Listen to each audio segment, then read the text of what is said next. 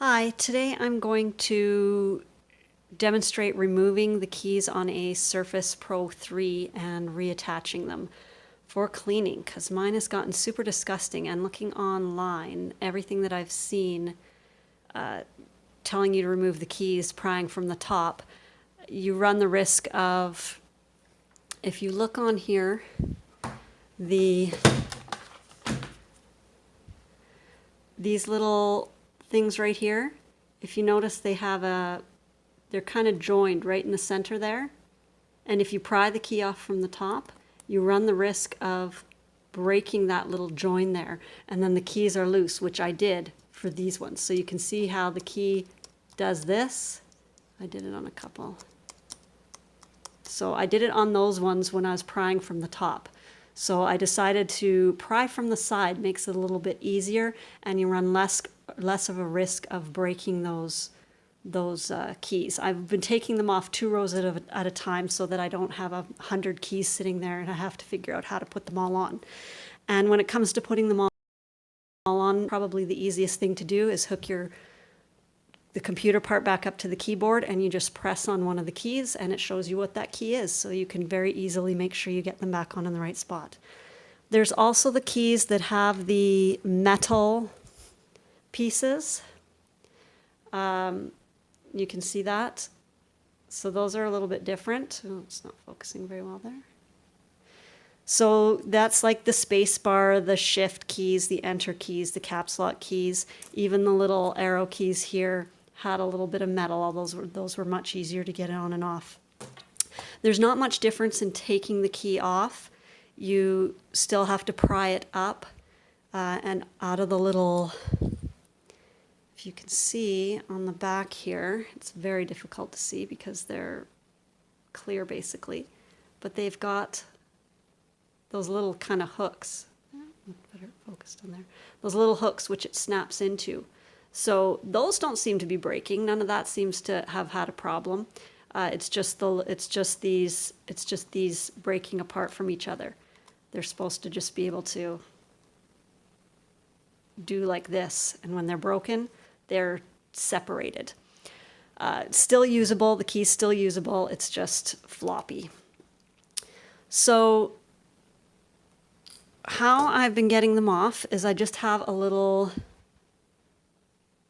screwdriver tool like this. Anything flathead, this one just happens to have a little groove in it, which is actually a little bit handy for putting the ones with the metal pieces back on. But starting from the edge, you might need, if you don't have fingernails, you might need this in there to pry it out a little bit. And I'm just going to take this first one off because it's a little hard to get at, and it's a little hard to see when it's on the very edge. So I'll just take that one off first. You won't really see it. Oh, that one's got some metal. That one, delete key, had some metal on it as well. It has that piece, which is a little bit different than these ones, which have 2 sections, which you can see are both free swinging. So let's see if we can see this in here. Oh, popped that one off by accident with hardly even trying. But normally what I do is that one just popped off super easy. Oh, these ones are a little bit different because they're smaller keys. I guess I will try to show one of the ones I've already put back on. So you put it down in the side there. Let me get from around. See if we can see that. And you have to try to see the little white bit that's in there. And you just kind of give it a little underneath and give it a little twist to get it off, and then the other side as well. And it just pops off. So all you're just trying to do is to get in there and get in between the key and the side bit here. It will pull out a little bit. And you got to just try to get in between the key and this bit right here. You don't want to pull it too far because that's when you run the risk of breaking it off right at this point here, which you don't want to do. So you've got to just try and get in between this piece and the key right here and just just twist this a little bit. Just twist your screwdriver to snap it apart, and then you can just slide over. It'll be then looser, and you can just slide over on the top and release it from the other side as well. And the bottom just comes out. So when you put the key back in, you just have to slip it. Let's make sure we have it the right way around. Slip it down in the bottom there, and then you just snap it, and it just snaps right in if you heard that good snap. Let's find out what key I need to put here. And we can, where's my mouse? So that is the backslash key. So I've got that one. And we just set it right in there. Just kind of hook the bottom. You don't really have to hook it. You just have to set it in there. And then you just press on the top bit. And if you don't get 2 clicks, well, then you don't have it in. And I didn't get that one in right. Maybe I did. No, that seems right. Okay, so those ones aren't too bad. The more tricky ones to get in are the things like the caps locks or the backspace and the space bar that have these. So taking them out is basically the same situation. You have to unhook this little bit right there. You can see it's the same little thing at the top. You have to disconnect those, and once you get those disconnected, then it's just a simple matter of going in and pulling these out a little bit or pushing them in a little bit, because 2 of them, these ones here, you have to push in to get them out, and these ones you have to pull in out to get out, and you just use your screwdriver for that. So I'm just going to clean this before I put this key back in, because I was just basically taking out 2 rows at a time and cleaning them so that I didn't have a million keys lying all over the place.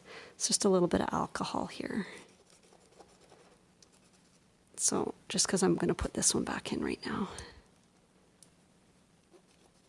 Make sure I get all the spots around it that I won't be able to access once that key's back in. Okay, so hopefully you'll be able to see this. I'll try to tilt this down a bit. Sorry, I've never made one of these before, but I did frustrating that I felt that I needed to. Okay, so I found it easier to put the inside ones in first. The ones that are shaped like this as opposed to the ones that are shaped like this.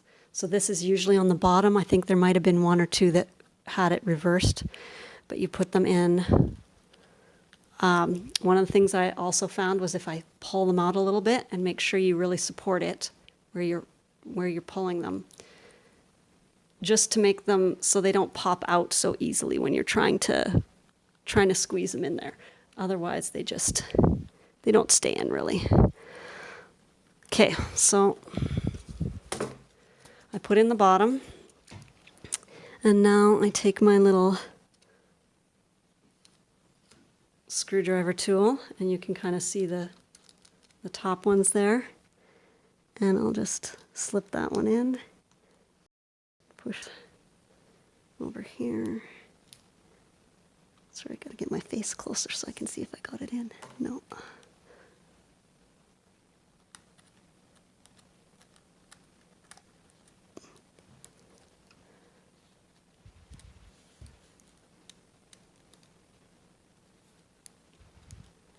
Yeah, I think that's in. And again, you kind of push it towards the backs to make sure that's latched in, and then you just click it down. And so that's clicked in. Oh. Actually, that feels like it's not adequately clicked in. So maybe on the bottom it doesn't feel right. So I'm going to pull that one out again.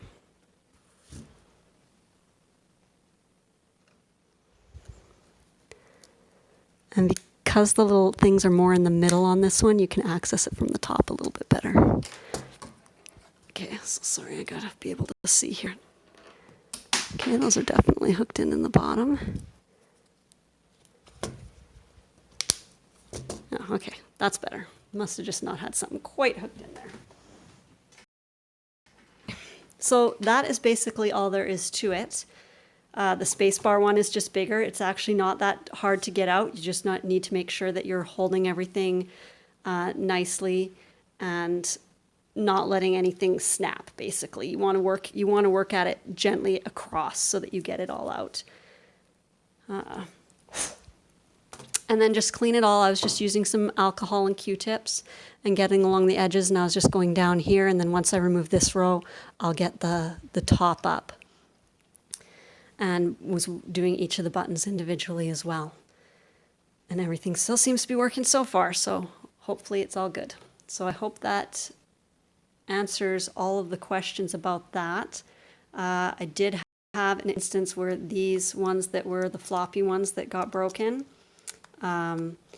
these little pieces aren't attached to each other anymore, so the center piece can actually just fall right out. So you do have to make sure that you don't lose it. It just kind of hooks in. There's a couple of little metal pieces right here and here that this piece, it's like this center squarish piece here.